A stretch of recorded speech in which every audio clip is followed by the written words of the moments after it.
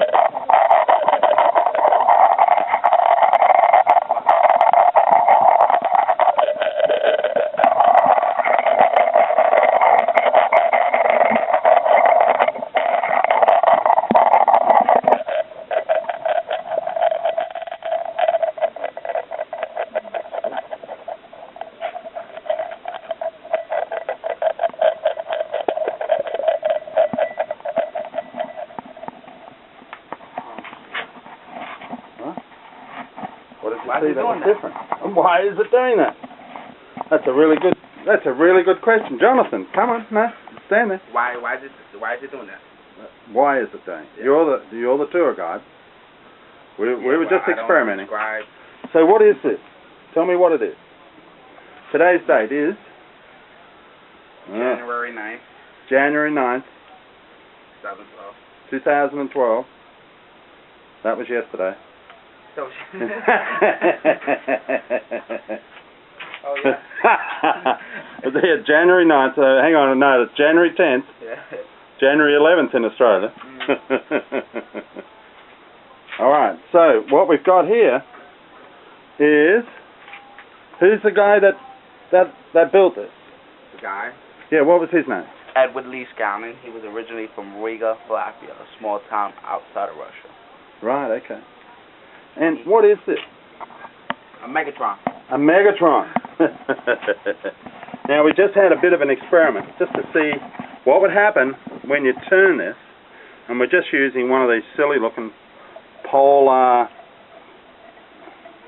shifting magnets that happens to be rotating just and turning and in alignment. So you can actually see it spinning and rotating in alignment. So this is what possibly helped build Coral Castle. This is where we're at. We're in the tool room of some of Ed's heavy tools, and these are some of the winches that were purportedly used. We're looking at all the other gadgets and gizmos that were used, including some really nice tuning units, some coils, and some really nice coils. And then he's using some on bottles, and even around the back you can see some more there, some more there. There's lots of different coils of wire attached to different bottles that were wound at one stage and possibly used for the assistance of building this. Let you grab that. Brick thing back. And this is Coral Castle out here. You can see it's overcast, and you'd expect that with me in the vicinity. This is what he built. Threw all these up himself, working at night. Jonathan, can I just get you to move that rock for me? Oh, look at that. And that's approximately, what, 3 ton? 3 tons, 6,000 pounds. Mounted on a 1925 Ford Model T axle. On a Model T axle. And underneath it, ball bearings. Got the ball bearings. Yeah. Isn't that terrible? You know. What happened to the door? Where's this door? What happened to it? Yeah. The door? That was the entrance to Coral Castle. And he's got all these lizards running all over the place? Well, that came after Hurricane Andrew in 1992 destroyed our local zoo. Yeah. So most of the animals and reptiles just all dropped in? They scattered all over the place. They thought this was a pretty good place to come and visit. Stop and check it out. Well, since it's almost at its natural habitat, I guess they decided to stay here. Right, okay. So, and it's all made out of? What you mean? Coral. All of this? Yes. Right, okay. Pretty hard to believe, eh? Huh? You know how he did it? No, maybe you do. Maybe we'll find out. Might have to do a bit of experimenting. While we're over here, he actually made a bedroom over there and a bath. This lady should be filling the bath up shortly to jump in. Say hi. Recording. This is his rocking chair. And this is a wishing well. This aligns to the North Polar Star. Polaris telescope. What is it? Polaris telescope. Polaris telescope. Approximately 25 feet tall and weighs 40,000 pounds. Look at this. You can grab some money if you need some change. Exactly. Wishing well. Right. So here we go. We'll just have a look and see if we can find out if we can align this to that. And that's where the North Star. North Star will be. Depending on the season, Yep. which slot you're going to see the North Star. This slot down here will be fall. This Winter? will be winter up here. The left slot will be spring. The bottom will be summer. Every Right, 90 okay. days, the shift is almost in a 90-degree angle. Right, okay. And this is, at the point of that, which is there, is also the point of where that hole is. Yeah, not to me, but... Now, somewhere from the back of this, if we were to align it back and point out that particular position, where does that align to? What are we looking at there? Go out there and put your foot down on the ground. Can't see it yet. Huh? Now look at this. Right, okay. What are we looking at here? Well, wedges, we believe, from car parts. Maybe car springs.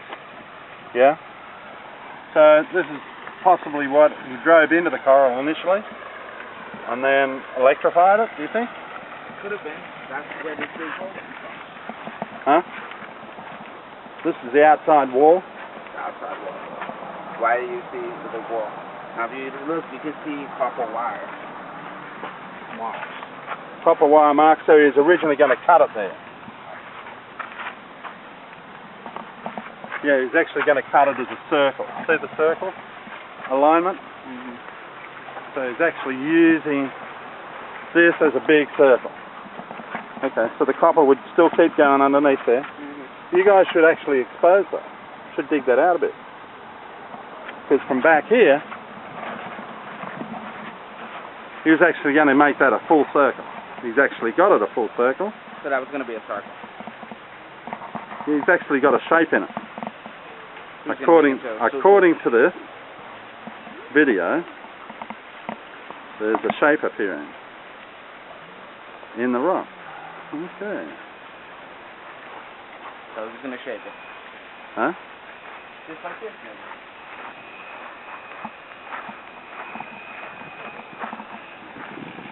Probably going to make something else out of it. Not picking much up on that. It's getting too much sun.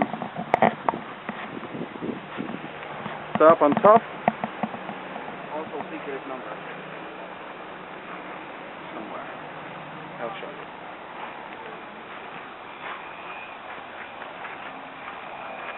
so these are the fairly evenly spaced, like a metal wedge Metal wedge. from there's an oxide layer being left, fairly smooth. If we look at each of those parts, looks like it's actually a slurry line. So it's actually formed like a slurry around it. This is deposited out, and it's come in about that depth. And that would be approximately 24 inches long. These springs were about that size. And the springs Yeah. are about that size. Okay. So it's possible, in my estimation, that he's used electricity to melt the coral, possibly using an acid, just to dissolve the coral with the wedge going in. So he must have placed it on the spring. Yeah, and then electrified it. And I then suppose. boom. No boom. Just electrified it and dissolved the coral so that this just was like an electrolysis action. Just dissolved the coral away. So it's positive, negative. To pick it up, probably. To lift it. No, not to lift it. Just to bring it out of the rock, the bedrock. The quarry. Out of the quarry. So if we look in the quarry, we should see identical marks to those. There isn't. Yes, there is. We gotta go to the front. No, we don't. We can go all the way around. So this got blown off its axis.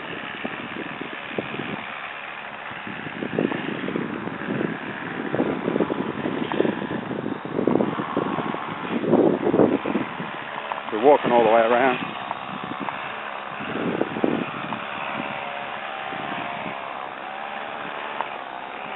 So down in here we'll see where each of those has come out.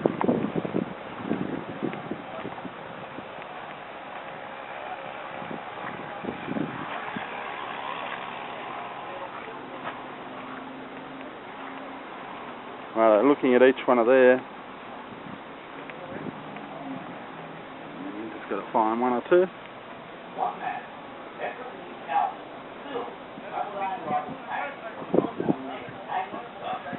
So this is his quarry pit. This is where he could have had the water. Yeah, Do you think so? I think so.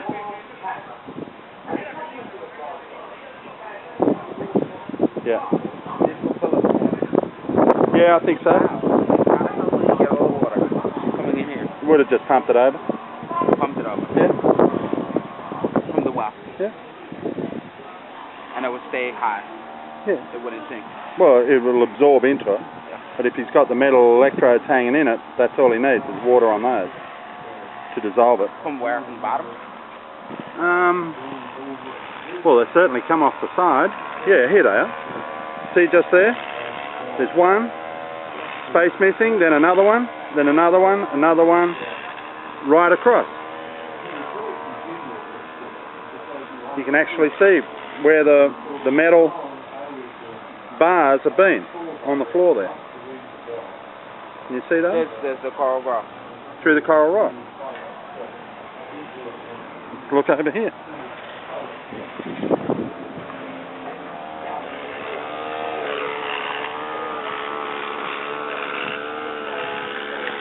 Yeah, if you're looking that way, you can see the bands running right the way across. See on this line over here? See the method of alignment that he's got there. He transpose that back onto this base here. See there?